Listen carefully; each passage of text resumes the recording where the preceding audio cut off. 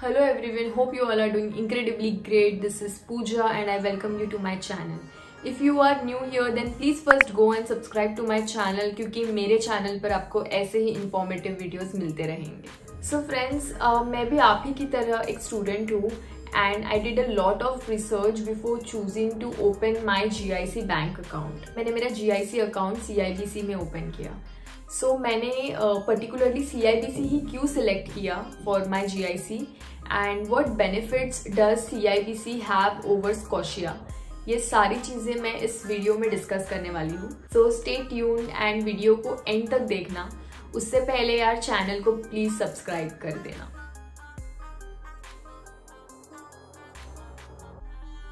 Now let's first understand what is GIC. GIC is Guaranteed Investment Certificate. एक तरह का bank account होता है जो आपको कनाडा में ओपन करना पड़ता है एंड यहाँ पर आपको मिनिमम $10,000 लाइक 10,000 कैनेडियन डॉलर्स जमा करने पड़ते हैं. So it is kind of an assurance that you are giving to the Canadian government just so you can survive easily in Canada. So Canadian government का एक rule है कि अगर आप SDS कैटेगरी में वीज़ा फाइल कर रहे हो तो आपको कंपलसरी GIC सर्टिफिकेट सबमिट करना पड़ता है. तो मैं आपको SDS and non SDS in short में एक्सप्लेन कर देती हूँ. So SDS and non SDS are both visa types. SDS is a student visa type जिसमें आप एंटायर ईयर की tuition fees plus GIC certificate visa officer को दिखाते हो एंड नॉन SDS में आप एक सेमेस्टर की ट्यूशन फीस पे करते हो and you can show some bank statements which can prove कि आप आराम से बाकी की जो ट्यूशन फीस है वो पे कर लोगे एंड वहाँ का जो लिविंग एक्सपेंस है वो आराम से निकाल लोगे. Now where to open GIC. As I said GIC आपको कनाडा के बैंक अकाउंट में ओपन करना होता है एंड प्रेजेंटली कनाडा में सिर्फ 2 ही बैंक्स बहुत ज़्यादा फेमस हैं. One is Scotia and one is CIBC. अभी Indian banks are also started to open their GIC streams in Canada but फिलहाल तो कनाडा में सिर्फ 2 ही बैंक्स बहुत फेमस है. One is CIBC and one is Scotia.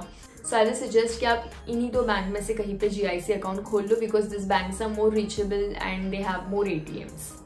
Now let's talk about CIBC and Scotia. अगर आप स्कॉशिया चूज करते हो GIC ओपन करने के लिए तो वहाँ पर आपको मिनिमम 10,200 कैनेडियन डॉलर्स पे करना है जिसमें से 10,000 is going to be the GIC and 200 is going to be the processing fees. And अगर आप CIBC चूज करते हो which is my personal preference तो 10,000 is going to be the GIC and $150 is going to be the processing fees which comes around $10,150. So you are saving the $50 over here and the $150 which is your processing fees वो भी आपको सिर्फ तभी ही पे करनी है अगर आप कैनेडियन डॉलर्स में आपका अमाउंट जो है वो ट्रांसफ़र कर रहे हो. अगर आप INR में अपना अमाउंट ट्रांसफ़र करने वाले हो तो फिर आपको ये $150 पे करने की कोई ज़रूरत नहीं है. बट मेरा पर्सनल सजेशन आपको रहेगा कि आप कैनेडियन डॉलर्स में ही पे करो. One more suggestion that I would like to give you here is कि पे थ्रू फॉरेक्स. मैंने पर्सनली मेरा खुद का ट्यूशन फीस एंड GIC दोनों भी फॉरेक्स में पे किया था. तो फॉरेक्स में बेसिकली आप आपका पैसा डॉलर्स में सेंड करते हो instead of INR. So you can approach different banks for this particular forex thing. I did my forex through HDFC Credila, but there are many such banks which will help you with forex.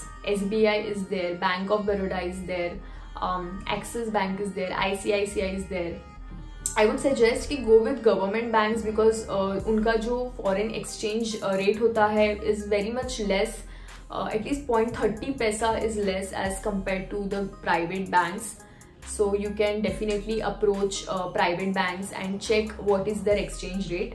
You can also approach foreign exchange companies such as Thomas Cook and Book My Forex because these companies are quite trustable and इनका exchange rate भी काफ़ी कम होता है.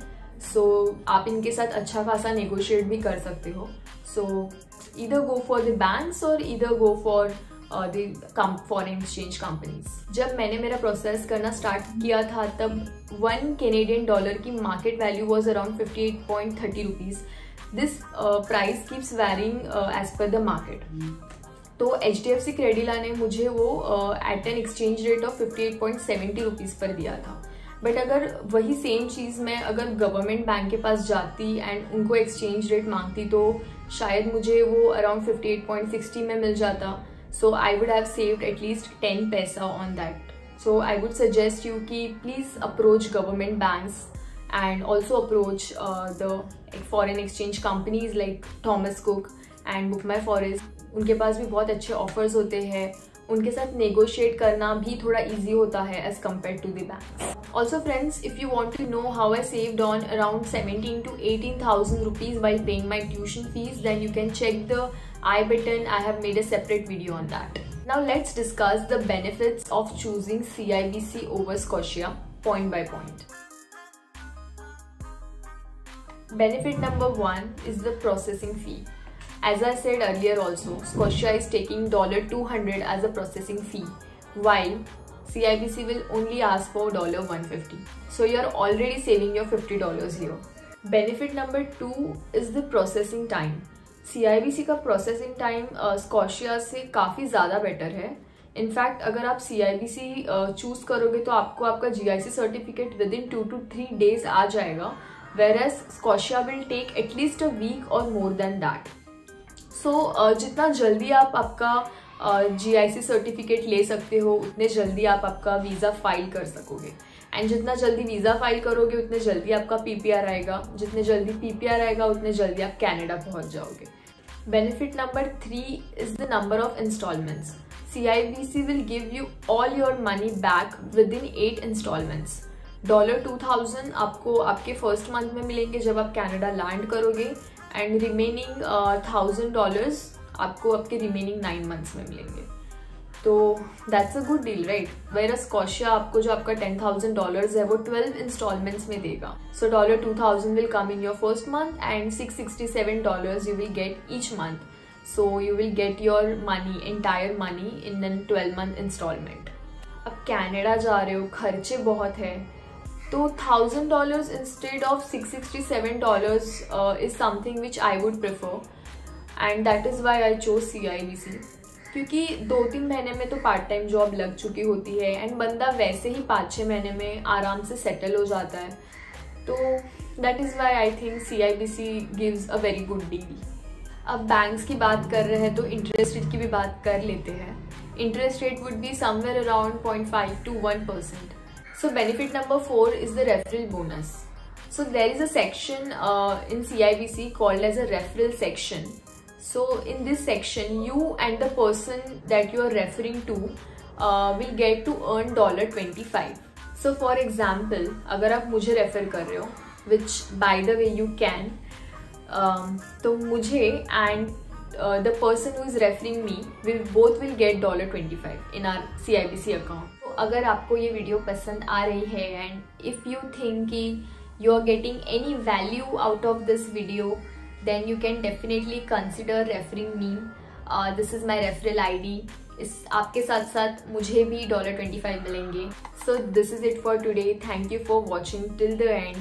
अगर आपको ये video अच्छी लगी तो give it a thumbs up, and if you have not yet subscribed to my channel, then a gentle reminder for you guys, please do that. So thank you, take care and goodbye.